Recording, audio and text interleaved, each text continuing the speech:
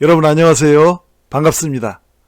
일전에 제가 사과에 대한 영상을 한번 올렸던 적이 있죠. 그런데 그것은 둘 다 똑같이 잘못했거나 또는 둘 중 누구 잘못도 아닌 일에 대한 사과를 말씀드렸던 것이고요. 오늘 영상에서는 분명히 내가 잘못한 일에 대한 사과를 말씀드리고자 합니다.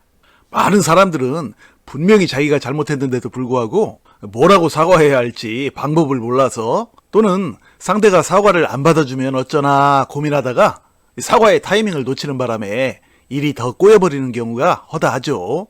잘못을 사과할 때에는 언제 어느 때 사과할지 그 타이밍도 중요합니다. 바로 그 타이밍에 맞춰 사과할 때 꼭 해야 할 필수적인 3가지 요소가 있는데요. 그렇게 하면 상대는 반드시 내 사과를 받아들이게 되죠. 그것이 바로 사과 수용의 법칙이죠. 자, 그래서 오늘은 사과할 때 100% 성공하는 말 3가지라는 제목으로 여러분과 함께 이야기를 나눠보겠습니다.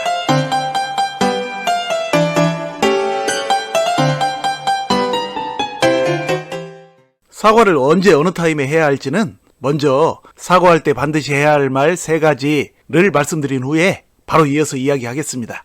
사과할 때 반드시 해야 할 말 첫 번째는 바로 잘못을 인정하는 것입니다. 예를 들어 약속 시간에 조금이라도 늦었다면 늦어서 미안해 라고 말하는 것은 당연하겠죠. 약속 시간에 늦게 나와놓고도 질책하는 상대방에게 겨우 10분 늦었는데 뭘 그래 라고 말한다든지, 심지어는 코리안 타임 10분은 기본 아냐? 라는 식의 말로 뻔뻔하게 대응해서는 상대방의 기분이 좋을 리가 없겠죠. 잘못한 것에 대해서는 분명하고 진지하게 사과를 하는 것이야말로 잘못을 인정하는 첫 단추이죠. 자, 이렇게 잘못을 인정했으면 그 다음으로 이어서 해야 할 두 번째 말은 바로 상대가 나 때문에 받은 상처에 대해 공감을 해주는 것입니다. 예를 들어 약속 시간에 늦은 경우 기다리느라 많이 지루했겠다 라든지, 또는 사람 기다리는 것만큼 짜증나는 일도 없는데 미안해 등으로 말해주는 것이죠. 그러니까 그저 늦어서 미안하다는 지나가는 말로만 끝내는 것보다는 이렇게 추가로 상대가 나로 인해 받은 불쾌한 기분에 대한 공감을 해줘야 한다는 얘기죠. 이렇게 하면 상대는 잠시나마 나로 인해 받은 스트레스가 반감되는 실질적인 효과가 있죠. 그런데 중요한 것은 여기까지만 말하고 끝내면 상대의 불쾌한 감정은 완전히 회복된 상태라고 볼 수가 없는데요. 왜냐하면 앞서 말씀드린 나의 2가지 사과로 인해 상대는 나로 인해 받은 스트레스가 절반까지만 줄어들었을 뿐 여전히 나머지 절반가량은 마음속에 남아있는 상태이기 때문이죠. 그러므로 그 절반의 스트레스를 완전히 날려주는 3번째 말은 바로 상대가 나 때문에 받은 상처에 대한 대책을 제시해주는 것이죠. 그러니까 오늘 밥은 내가 살게 와 같은 방식으로 보상을 해줘야 한다는 얘기입니다. 말씀드린 성공적인 사과의 3단계를 요약하면, 첫째는 잘못 인정, 둘째는 상대가 나로 인해 받은 상처에 공감하기, 그리고 셋째는 대책 제시 및 보상이죠. 자, 그런데 이렇게 상대에게 해주는 사과의 말도 중요하지만 그에 못지않게 중요한 것이 있는데요. 그것은 바로 사과의 타이밍이죠. 대체 사과를 하는 적절한 타이밍은 언제일까요? 사과를 너무 빨리 하면 분명히 상대방은 미안하다면 다야 라는 식으로 생각할 것이고, 또 사과가 너무 늦으면 잘못해놓고 사과할 줄도 모르다니 아주 뻔뻔한 인간이구만 이라고 생각하겠죠. 그러니 당연히 사과의 타이밍이 중요한데 그 타이밍을 잡는 것은 사안마다 다르겠죠. 따라서 효과적으로 타이밍을 맞추는 사과의 유형에는 2가지가 있는데요. 그중 한 가지는 빠르면 빠를수록 좋은 사과이죠. 예를 들면 길을 걷다가 실수로 다른 사람을 밀쳤을 때에는 당연히 즉시 사과해야겠죠.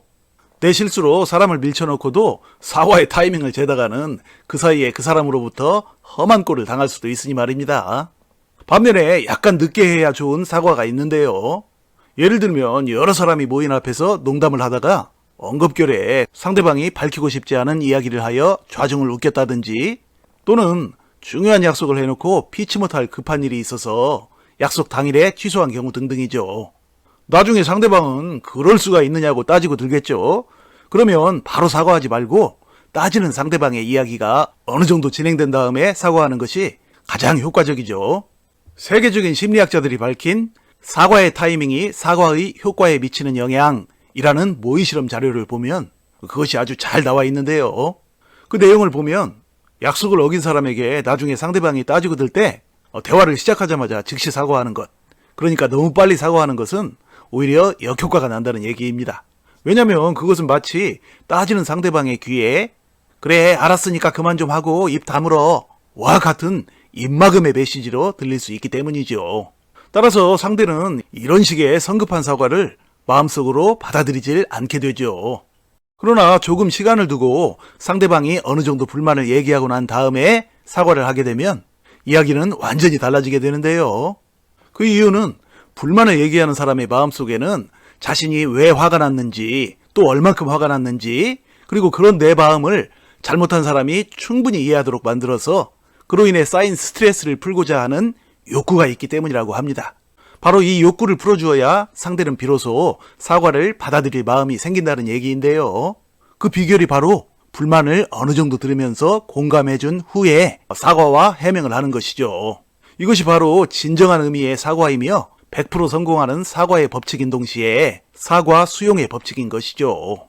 세상 살다 보면 자신이 잘못해놓고도 자존심 때문에 사과하는 것을 망설이며 차일피일 미루거나 아니면 전혀 사과하지 않는 사람들도 허다하죠. 미국 피츠버그 대학교의 슈만 교수는 이것에 대한 모의 실험을 했는데요. 참가자들에게 자신의 잘못을 반성하는 편지를 애인에게 써보도록 한 결과 대부분은 진정한 사과와 해명이라는 알맹이 대신에 이런저런 쓰잘데기 없는 얘기들만 장황하게 늘어놓았다고 합니다. 대체 사람들은 자신의 잘못을 사과하는데 왜 그토록 무지하며 또는 사과를 그처럼 어렵게 생각하는 것일까요?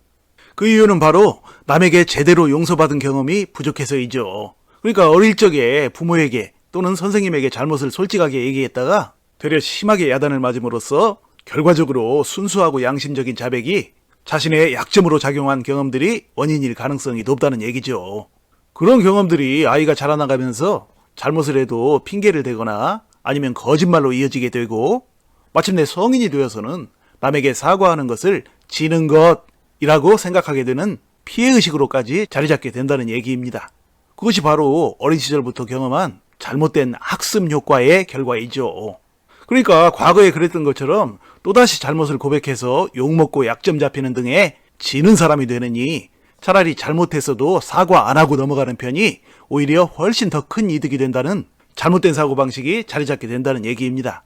만일 우리가 이런 유형의 사과할 줄 모르는 사람에 해당한다면 이제는 원인과 해결 방법을 알았으니 앞으로는 의식적으로 고쳐나갈 필요가 있겠죠.